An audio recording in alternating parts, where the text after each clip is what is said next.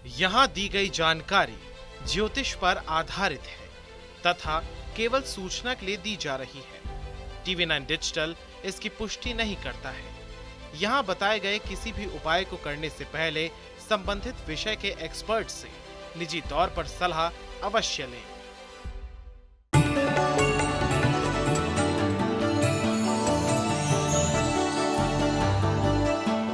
नमस्कार, astro science में आप सभी का स्वागत है। मैं हूं आपके साथ अंजलि और मेरे साथ हैं एस्ट्रो साइंटिस्ट गुरुदेव जीडी वशिष्ठ जी। सर, आपका बहुत बहुत स्वागत है। माता रानी खुशियां दे, सदा सुखी रखे।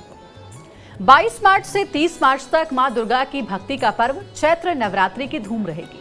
9 दिनों तक मां जगदम्बा के अलग अलग रूपों की पूजा होती है। देवी दुर्गा तेज, शक्ति और सामर्थ्य की प्रतीक है। धार्मिक मान्यता है कि 9 दिनों में माता की आराधना करने वालों के सुख, शक्ति, तेज, बल, आत्मविश्वास और ऊर्जा में बुद्धि होती है। शत्रुओं का नाश करने वाली आदि माया साधक अपने भक्तों के कष्ट दूर करने नवरात्रि के दिनों में पृथ्वी पर आती हैं। आज आपको बताएंगे किन बातों का इस बार आपको खास ध्यान रखना है ताकि चैत्र नवरात्रि में मां दुर्गा की अपार कृपा बरसे, और जानेंगे आपकी पूरी राशि का हाल भी कि आज का दिन आपका कैसा रहेगा। सभी राशियों को बताएंगे इसके बारे में। तो कार्यक्रम की शुरुआत करते हैं और सबसे पहले गुरुदेव से जानते हैं कि अक्सर ये देखा गया है गुरुदेव कि नवरात्रि में मां दुर्गा को प्रसन्न करने के लिए अखंड दीपक जलाया जाता है तो घर में पॉजिटिविटी बढ़े और सुख समृद्धि का वास हो। अखंड दीपक को क्या तेल से ही जलाना चाहिए या घी से? किन बातों का ध्यान रखना चाहिए? अखंड दीपक में अपनी बुद्धि को, बल को, अपनी जीवन शक्ति को और अपने कार्य रूप को सही अंजाम तक पहुंचाने के लिए सही मायने में नवरात्रि के व्रत होते हैं। और नवरात्रि के जो व्रत हैं, आप देखिए ये 2 बार नवरात्रे आते हैं। जब गर्मियाँ शुरू होती हैं तब आते हैं, जब सर्दियाँ शुरू होती हैं तब आते हैं। और इसका मतलब क्या है? यही वो टाइम होता है जिसके अंदर सबसे ज़्यादा बीमारियाँ इंसान को घेरती हैं। मौसम बदल रहा होता है, ठीक है, और यही वो समय है जब छोटी छोटी एलर्जीज आती हैं। तो एक तो इस वक्त में सात्विक बनना, परमात्मा का ध्यान करना, अपने अंदर बहुत ज़्यादा उतावलापन ना लेकर के आना, एक्साइटेड ना होना और माफ़ करने की प्रवृत्ति इन दिनों के अंदर अगर हम रखते हैं, एक तो इसी से ही हमारे बुद्धि को, हमारे शरीर को बहुत बल मिलता है। और इस पर घर के अंदर मीठे वाले पौष्टिक खाने बनना, दूध, दही, घी का प्रयोग होना, ये व्रत के अंदर यही सब कुछ होता है। और शुद्ध देसी घी ही प्रयोग करते हैं, और अगर खाना हो नमक के नाम पे भी तो सेंधा नमक खाते हैं, ठीक है। तो इन चीज़ों का प्रयोग सही मायने में ये शुद्धिकारक है, हमारे शरीर को भी शुद्धि करता है और हमारी बुद्धि को भी ये कंट्रोल में हमारे रहे इस लायक बनाता है। जो अखंड दीपक है, इसमें इन 9 दिनों के अंदर हमारे अंदर उतावलापन ना बने, इसके लिए क्या करते हैं? देसी घी की जोत। देसी घी की जोत समृद्ध परिवारों के अंदर, जो ऑफिसों में काम करते हैं, जिन्होंने इंडस्ट्री लगा रखी है, स्वयं मालिक हैं, और जो रोज़ किसी तरह की भी स्ट्रेटजी पे काम करते हैं, इन सब को अपने घर के अंदर देसी घी की जोत का अखंड दीपक ये जलाना चाहिए नवरात्रों में।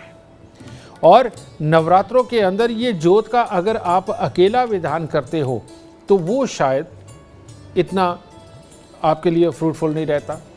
इसके साथ में आप देखते होंगे कि लोग बाहर से रेत लेके आते हैं, मिट्टी मिली लेकर के आते हैं और जौ को उगाते हैं, है ना, खेतरी बोना जिसे बोलते हैं। जब खेतरी बोई जाती है तो वहाँ पर एक नए जीवन की उपज के अंदर जितनी शक्तियाँ लगती हैं वो भी वहाँ पर अपनी ताकत लेकर के बैठती हैं।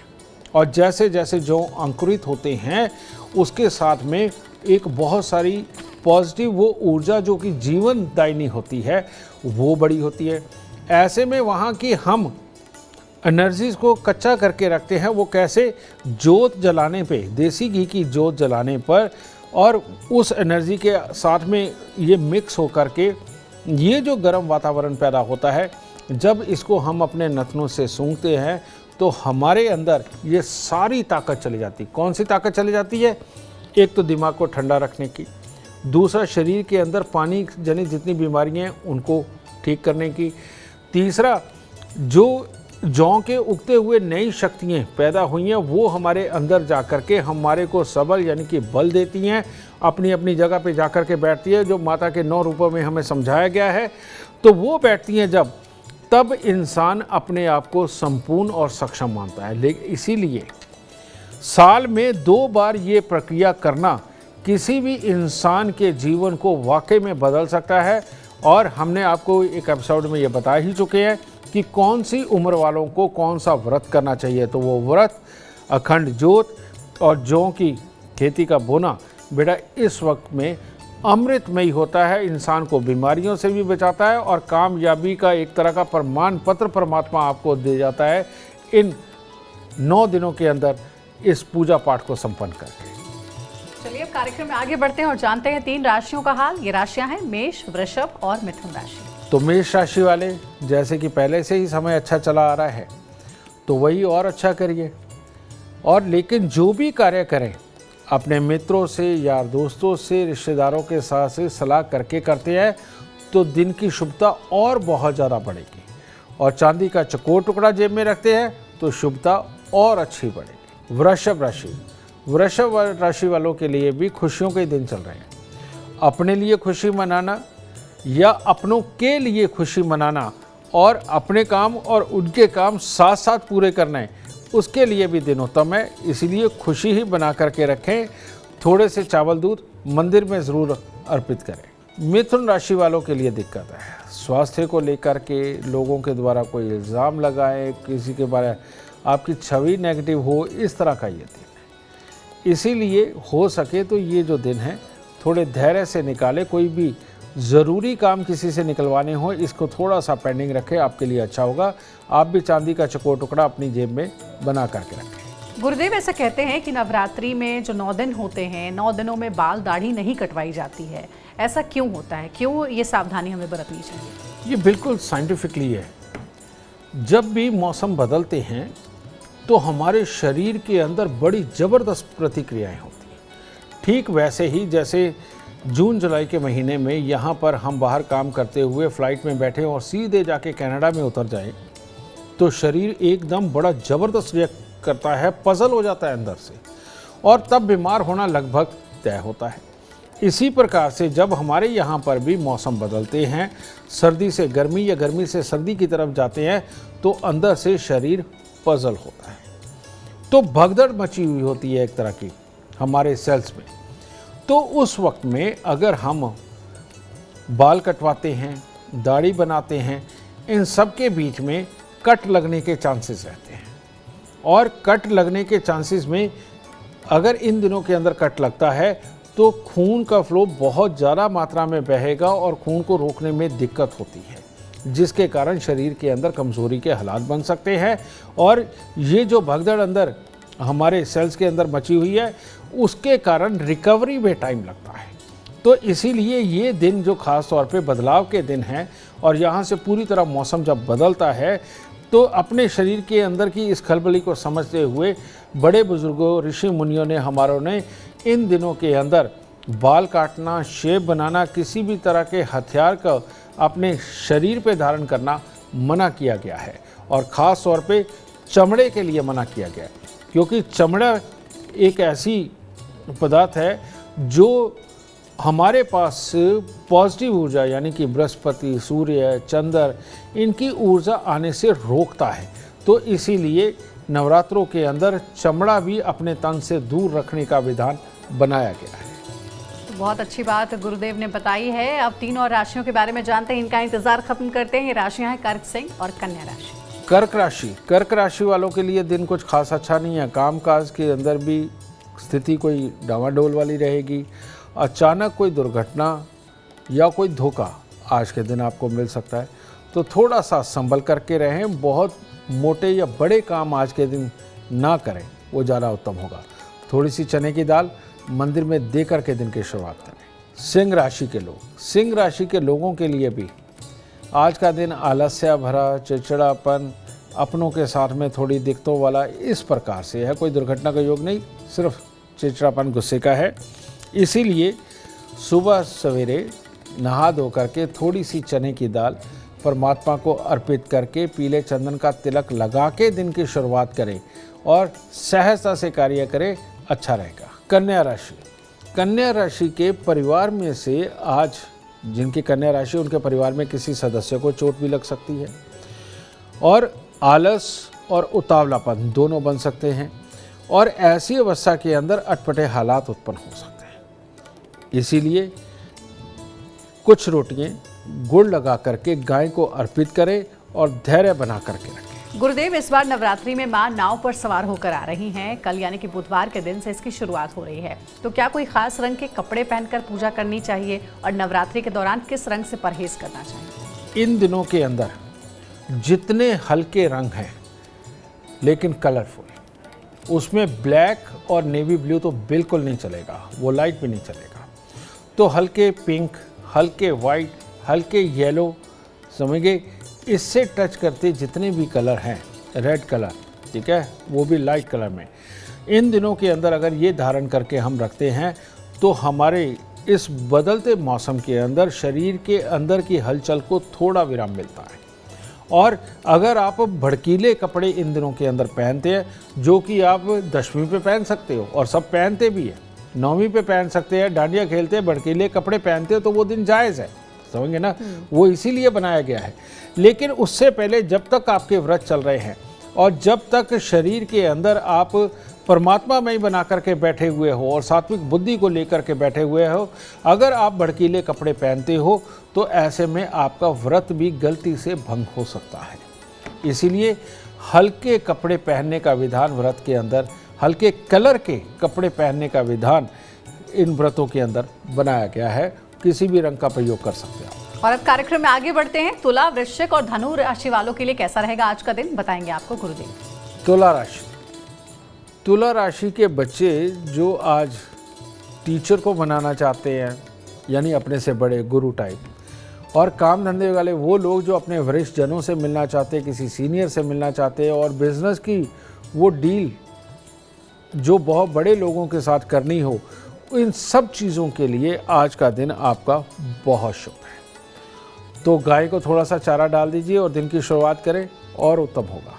वृश्चिक राशि के वो लोग जो आज किसी भी नए काम की शुरुआत करना चाहते हैं और ख़ास तौर पे परिवार की सपोर्ट के साथ जो किया जाने वाला, जैसे नए बच्चों में कुछ काम का प्लान कर रखा हो, कुछ नया खोलना हो, बड़ों की सहायता के साथ में कहीं कुछ खास अर्जित करना हो, इनके लिए आज का दिन बहुत ही उत्तम है। पीले रंग का रुमाल जेब में रखेंगे, ऊर्जा साथ देगी। धनु राशि, कार्यों में सफलता, शुभ समाचार, अपनों का साथ, सब कुछ उत्तम है। तो इसलिए अगर स्वयं गुस्से में आकर के दिन नहीं बिगाड़ेंगे तो दिन उत्तम है। तो सुबह सवेरे थोड़े से फल मंदिर में परमात्मा को अर्पित करें, ऊर्जा पूरी तरह साथ देगी। गुरुदेव, नवरात्रि का पहला दिन मां शैलपुत्री की पूजा होती है मानसिक शांति के लिए, और अगर तनाव टेंशन को दूर भगाना हो तो मां शैलपुत्री को कैसे प्रसन्न करें? मां शैलपुत्री पहाड़ों की बेटी, तो ऐसी अवस्था के अंदर अगर हम हिमालय की पूजा करें, किसी भी पहाड़ की पूजा करें, या एक मूर्ति की स्थापना करके जो देवी के रूप में हो उसकी पूजा करें, तो मां शैलपुत्री वाकई में प्रसन्न होती है। लेकिन ये जो मूर्ति है ये पत्थर की होनी चाहिए, लेकिन इसकी स्थापना मंदिर में होनी चाहिए। अब इतनी बड़ी पूजा का विधान हर कोई तो नहीं निभा सकता, ठीक है। तो ऐसी अवस्था में आप अपने घर पे ही रखे हुए जो भी ठाकुर जी को रखते हैं, किसी भी मूर्ति को रखते हैं जो पहले ही, तो आज के दिन उन मूर्तियों की पूरी तरह से स्वच्छता निर्धारित करें, स्नान ध्यान करवाएं सुबह सवेरे ब्रह्म काल के अंदर, और ख़ास तौर पे दूध, घी, मीठा यानी कि शहद, शक्कर, इसके साथ में आप पूजा अगर अपनी संपन्न करते हैं अपने पंडित जी को बुलवा करके, तो शैलपुत्री को आज के दिन में प्रसन्न करना और उसका आशीर्वाद पाना, और जीवन के अंदर आप वाकई में हरे भरे परिवार यानी कि बाल बच्चों के साथ खेलते हुए परिवार के मालिक बन सके, ये आशीर्वाद माँ शैलपुत्री से आप आज के दिन प्राप्त कर सकते हैं। तो मां शैलपुत्री को कैसे आप करें प्रसन्न, गुरुदेव ने इसके भी उपाय बताए हैं। अब जानते हैं मकर, कुंभ और मीन राशि वालों के लिए कैसा रहेगा आज का दिन, कैसे बना सकते हैं आज के दिन को आप शुभ। मकर राशि के लिए वही थोड़ा सा समय अटका हुआ है कि धन का अभाव, तकलीफ़ें ये चलेंगी, किसी की सहायता लेनी पड़ सकती है, इस तरह के मकर राशि के हालात चल रहे हैं। तो इसीलिए कुछ केले आज मंदिर में अर्पित करें और कोशिश करें कि कोई बड़े बड़े कामों की कोई शुरुआत ना करें, आपके लिए उत्तम होगा। कुंभ राशि वाले अगर आज के दिन नकारात्मक विचारों पे काबू पाके रखते हैं, नेगेटिविटी को दूर करके रखते हैं, तो दिन शुभ है। इसीलिए कुछ कुंभ राशि वाले आज नेगेटिव हो जाएंगे, कुछ पॉजिटिवली अपना कामकाज कर देंगे। तो ये नेगेटिविटी को दूर करने के लिए सबसे अच्छा क्या है, आज नहाते वक्त अगर आप एक गिलास दूध अपने शरीर पर डाल करके नहाते हैं तो ये नेगेटिविटी दूर रहेगी। मीन राशि के वो लोग जो भाई बहनों के साथ मिलकर, यार दोस्तों के साथ मिलकर के जो भी आज कार्य करना चाहते हैं उसमें सफलता होगी, और जो भी प्लान बना करके आप निकलेंगे आगे से चल कर के आपको सहयोग प्राप्त होगा। इसीलिए कोई बेसन के लड्डू, मिठाई वगैरह मंदिर में अर्पित करके या राह चलते किसी को दे करके काम की शुरुआत करें, अच्छा होगा। गुरुदेव, यूं तो ये नवरात्र के 9 दिन जो होते हैं वो शक्ति के दिन होते हैं, माँ के अलग अलग रूपों की पूजा होती है, उन्हें प्रसन्न करने की भक्त जो हैं वो हर मुमकिन कोशिश करते हैं। लेकिन क्या इन 9 दिनों में शक्ति के दूसरे स्वरूप यानी देवता की भी पूजा होनी चाहिए, हनुमान भगवान को भी प्रसन्न करना चाहिए? ये जो नवरात्रों के दिन है ये वाकई में शक्ति के दिन है, नई ऊर्जा संचार के दिन है और बुराइयों को दूर रखने के दिन है। इन दिनों के अंदर मौसम बदलने के साथ में हमारे शरीर के अंदर जितनी भी एक तरह के राक्षस या उथल पुथल चले जाती है उनको दूर करने के दिन है। लेकिन इसके साथ में दुनियादारी को भी देखा जाता है। दुनियादारी के अंदर दुश्मन भी होते हैं, किया किराया भी होता है, और बहुत सारी परलोक की बहुत सारी चीज़ें, इनसे भी बचने के लिए खास तौर पे हनुमान जी की पूजा का विधान है। और हनुमान जी की पूजा यानी कि दिन के अंदर एक बार, अगर ये आप दोपहर को करते हैं यानी कि 11 बजे से लेके 1 बजे के बीच में आप करते हैं तो आपके लिए अति उत्तम होगा। और इन नवरात्रों के अंदर बुराइयों से बचने के लिए, किए किराए से, ऊपरी प्राय से, इन सब से बचने के लिए हनुमान जी की पूजा दोपहर को 11 बजे से 1 बजे के बीच में ये आपको करनी चाहिए, इस मंत्र के साथ जो मैं आपको बताने जा रहा हूँ। और ये शाबर मंत्र है। और ये शाबर मंत्र के अंदर क्या कहते हैं, वीर बली हनुमंत जी मुगदर दाने हाथ, मार मार पछाड़िए पर्वत बाएं हाथ, भूत प्रेत और डाकनी जिंद खई स्मशान, बचे न उनमें एक हूँ निराकार की आन। दुहाई अंजनी की, दुहाई राजा रामचंद्र की, दुहाई लक्ष्मण यति की, मेरी भक्ति गुरु की शक्ति, पूरो मंत्र ईश्वरोवाच। ये एक मंत्र ऐसा है, ये दोपहर को 11 से 1 बजे के बीच में पानी का लोटा रख करके ये 108 बार मंत्र बोल करके, हर बार मंत्र बोल करके पानी के अंदर फूंक मारना और उसका छिड़काव बाद में उस पानी का अपने पूरे घर के अंदर करके चरनामत के रूप में 1-1 चम्मच सबको पिलाना। बुराइयों से बचाता है, ऊपरी प्राय से बचाता है, घर के अंदर कोई दुरा शक्तियाँ हों उनको मिटाता है और माता रानी की कृपा की शक्तियों को पूरी तरह से सजग करके घर के अंदर उनका पूरा प्रसार करता है, जिससे जीवन वाकई में अमृतमय बन जाता है। तो इस नवरात्रों के अंदर आप 9 के 9 दिन हनुमान जी की ये पूजा, ये मंत्र का जाप करके अपने घर को पूर्णतः शुद्ध कर सकते हैं, जो आपके लिए बहुत बहुत लाभकारी होगा। गुरुदेव, बहुत बहुत धन्यवाद आपका। आपने बताया कि नवरात्रि के 9 दिनों में क्या करना चाहिए, क्या नहीं करना चाहिए, कैसे पूजा पाठ होनी चाहिए ताकि आपका जो व्रत है, जो आपकी श्रद्धा है, वो सफलतापूर्वक संपन्न हो। अगर आप जीवन में सफलता चाहते हैं, अपार धन और लाभ चाहते हैं तो गुरुदेव के बताए हुए उपाय जरूर करें। उम्मीद करते हैं आपको आज का विषय पसंद आया होगा। कल आपके सामने लेकर आएंगे एक और विषय जो आपकी कॉम्प्लिकेटेड लाइफ को बना देगा आसान और खुशियों से भर देगा। अगर आप हमारे गुरुदेव से मिलना चाहते हैं या पर्सनली उनका अपॉइंटमेंट चाहते हैं तो आप कॉल कर सकते हैं। नंबर है 9999905222। ज्यादा जानकारी के लिए आप एस्ट्रो साइंस ऐप डाउनलोड करना ना भूलें। फिलहाल समय हो गया है आपसे इजाजत लेने का। आप बने रहें हमारे साथ और हमारे एस्ट्रो साइंटिस्ट गुरुदेव GD वशिष्ठ जी के साथ देखना ना भूलें एस्ट्रो साइंस रोजाना सुबह 8 बजे। नमस्कार।